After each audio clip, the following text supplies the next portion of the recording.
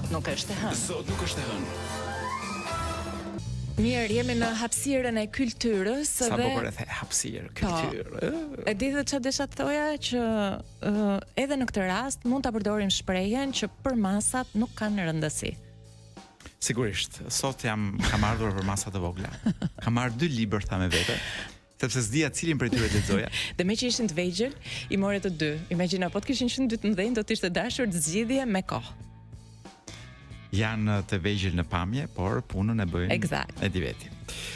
Janë 2 libra të Fatos Kongolit. Unë mendoj personalisht që Fatos Kongoli është një nga, për të mos thënë, shkrimtari më i madh i gjallë që ne kemi. Po kjo është shije personale. Unë me sa di unë pra është ndoshta nga më të përkthyerit mbas Kadares.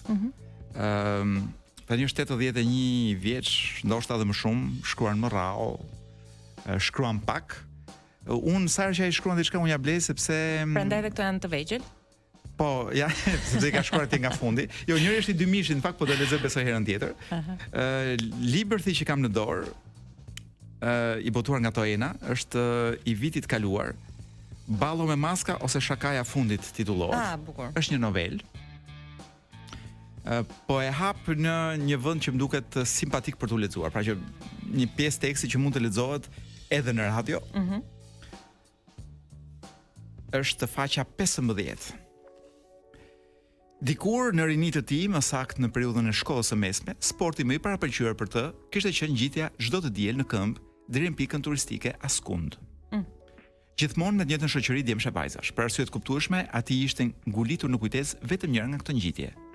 Në vitin e 3 të gjimnazit, në moshën 17 vjeçare, kishte fjetur për herë të parë me një vajzë. Rruga deri në atë vend, në përrëpirën malore zakonisht, me ndonjë pushim aty këtu, merrte një 3 orë. Atë ditë ngjitjen e vështirësonte dhe një rrethant tjetër. Bora një natë më parë.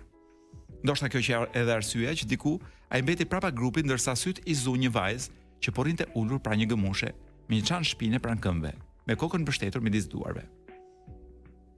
Kur u afrua, ai e preku lehtë në supë. Atëherë vajza ngriti kokën si të zgjojë nga një gjumë i thellë. "Ke nevojë për ndihmë?" e pyeti ai. "Jo", i përgjigj tjetra shkurt. "Pse po rri këtu vetëm? Ku ke shokët dhe shoqet? Si të pas kanë lënë kështu, vetëm mes rrugës?" "Po të prisja ty", ja ktheu ajo.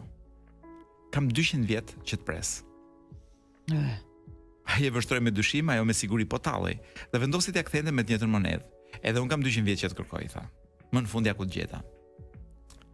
"E di", ndryshoi bisedën vajza, "sot un kam ditëlindjen, mbush plot 17 vjeçe." "Un kam mbushur 17 vjeç para një jave", tha. Ja ktheu ai. "A pranon ti je i ftuar i mësonte?" e pyeti ajo. "Sigurisht, nëse nuk ke ndonjë plan tjetër." "Asnjë plan", ja ktheu ai. "Edhe një kusht", tha vajza. "Unë s'jam kurioztare të mësoj se si të quajnë. Të njëjtën gjë kërkoj prej teje, të mos bësh kurioztar për të mësuar se si më quajnë." "Asnjë problem", tha ai. "Tani të vendosim se ç'duhet të bëjmë. Unë duhet ngjitem deri te kulla. Po ti do të vazhdosh të presësh këtu?" "Jo", ja ktheu vajza. "Tani s'kam asnjë arsye për të pritur këtu." Ajo vinte pak më shkurtër në trup se ai, mbante një kapuç të bardhë që linte dukeshin flokët ngjyrë vishnje. E gjithë qenia e saj çlironte një aromë vishnjeje. Vajza hodhi krahave çantën e shpinës dhe ajo përpara, ai pasaj, vazhdon rrugën nëpër shtegun e rrëpirë malor. Kur mbritëm pranë hyrjes së kullës, ishte ngrysur. Ndërkaq dritat në gjitha katet ishin ndezur. Dera e hyrjes u hap, prandaj u vërsulën jashtë një grup djemshë vajzash dhe zunë të luanin tërhare me topa bore. Të papriturat i përgjonin në recepcion. Dhoma prenotuar prej tij ndodhej në katin e tretë, bashkë me ato të pjesëtarëve të tjerë të grupit. Recepcionisti, pasi hodhi një vështrim dokumentit të tij dhe identifikimit, i dorëzoi çelësin e dhomës. Gjatë kësaj kohe vajza qëndronte me një anë e heshtur. "Më vjen keq", i tha recepcionistit kur ky u drejtua asaj. "Unë s'kam mundur të prenotoj qysh më parë ndonjë dhomë." "Punë që rregullohet", ja ktheu tjetri, "madje je me fat, e vetmja dhomë e lirë ndodhet në katin e 7, aty është dhe salla e restorantit. Një dokument identifikimi, ju lutem." Vajza sa një buzëqeshje. "Po t'ju them se pikërisht sot i kam humbur dokumentet e mia të identifikimit. A mbesoni?" Recepcionisti ngurroi të përgjigjej. Atëherë duke u futur në rolin e shoqëruesit të vajzës, KF e pa me vend të ndërhynte. Për këtë zonjush që sot ka ditëlindjen, mbush plot 17 vjeçe dhe s'dihet se si ka psuar një lloj amnezie, mund të bëjmë garantun. Miku i saj më i afërt. Vajzën e quajnë vishnje, të tjerat besoj s'ka rëndësi. Do të qëndrojmë këtu vetëm një natë dhe nuk dihet nëse shihemi apo jo nuk shihemi. Nëse shihemi apo nuk shihemi herë tjetër. Recepcionisti, njëri rreth 20-tave, i mësuar me çifte të tilla adoleshentësh, që mund të shpiknin lloj-lloj gënjeshtrash me pafajësinë më të madhe, u prirë të tregonte mirë kuptim. I dorëzoi vajzës Chelsea në dhomës në katin e 7. Është më lakmuar, vuri ndukje. Mban numrin 777. Klientët e quajnë dhoma e fatit. Qënë ke vërtet i shkafet, i tha vajza atij kur u larguan nga recepcioni dhe vajtën pranderës së një ascensori. Të falenderoj edhe për emrin që më vure, e di që më pëlqen. Mbë qefi, tha ai. Dhe deshit shtonte, këtë mes nuk kam ndonjë merit. Flokët e tu janë ngjyrë vishnje, ti çliron një arom vishnje. Në vend buzëve, ky dy kokra vishnje. Nuk foli. Pati përshtypjen sikur po riprodhonte një skenë të lexuar librash. Ç'do të bëjmë tani? E pyeti ajo duke i hedhur një vështrim të ngulmët. Nëse je penduar për marrëveshjen tonë, më mbetet hatri. Jo, ja ktheu ai vendosmërisht. Por më parë duhet takoj ata të grupit tim në katin e 3. Tu them se kam britur shëndoshë mirë. Vetëm kaq. Ky argument vajzës ju duk bindës. Mirë, tha, unë po ngjitem dhe të pres në katin e 7 në daljet e ascensorit. Në një 10 minuta më vonë, ai e gjeti pikërisht në daljet e ascensorit, ulur këmbkryq, mbështetur pas një muri, me çantën e shpinës lëmë për tokë. Sa po vajti pranë saj, ajo i drejtoi një pyetje të çuditshme. Ka rastisur të vesh ndonjëherë në atë që quhen dhoma fatit? Jo, ju përgjigj ai. E mora me mend, qeshi vajza. Ai nuk e kuptoi pse qeshi tjetra. Aq më pak i ranë në të, se çfarë mund të kishte marrë me mend ajo. Po ti, e pyeti tërë në invitet. A ke fjetur ndonjëherë në dhomë? Ka fjetur, i tha vajza. Ashtu si sot kisha ditëlindjen mbusha 15 vjeçe. Ka qenë hera parë. Ai këmbguli në naivitetin e tij. Të solli ndonjë fat? E pyeti. Patjetër. Ta shpjegova kur u takuam në shtegun me Bor. Kisha 200 vjet që të prisja. Dhe më në fund ti erdhe. Në atë çast u ndiej sigurt, po të përkulej paksa të jepte një të puthur siç pati një yshtje, ajo nuk do ta kundërshtonte. Por intuita këshilloi të mos e bënte. Do të kishte qenë një veprim i gabuar. Pas shpinës së tyre mbi mur, një shigjet tregonte renditjen e dhomave sipas numrave përkatës. Druajse recepcionistë është gabuar, foli befas ai.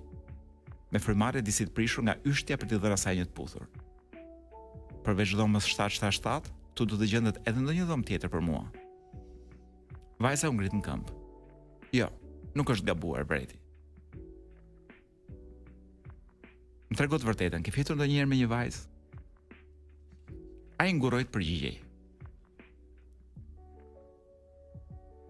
Po kaloj këtë pjesën se Çfarë ndodh në këtë pjesë? Është një skenë jo shumë radiofonike. E qartë. Në këtë kuptim, po vazhdoj më poshtë, virtualisht ai kishte përvojë të pasur seksuale dhe mund të diskutonte gjatë rreth këtij subjekti. Fjala vjen rreth skenave erotike nëpër filma të ndryshëm. Kishte bindjen se ato nuk ishin aq të pafajshme. Askush nuk mund t'ia mbushte mendjen se aktorët dhe aktoret në skena të tilla nuk shtireshin. Ata bërin dashuri mirëfilli.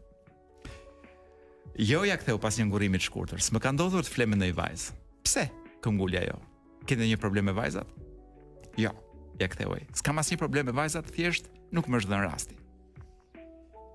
Atëherë lëvizi, tha ajo. Eja. Nuk po e vazhdoj më tej Blerin sepse Mbaroj. Jo, nuk mbaroj, po nuk dua ta zbuloj se çfarë ndodh më vonë. Unë them që 700 lek për ta marrë vesh se ç'ndodh me këtë çift 17 vjeçarësh në prag të dhomës 777. Po, dhe ç'ndodh në ato dhomë? Ky ishte libri i Fatos Kongolit, Ballo me maska ose Shakaja fundit. Tani do të vi një blok tjetër i shkurtër. Publicitar, pastaj do iki bloku. Do vi vjen Edi me lajmet më të freskëta të orës 777. Kur them Edi, ti mos u keq kupto. Vjen Edi jon, ky i lajmeve, jo ai që bën, jo ai i lajmeve të kryeministrisë.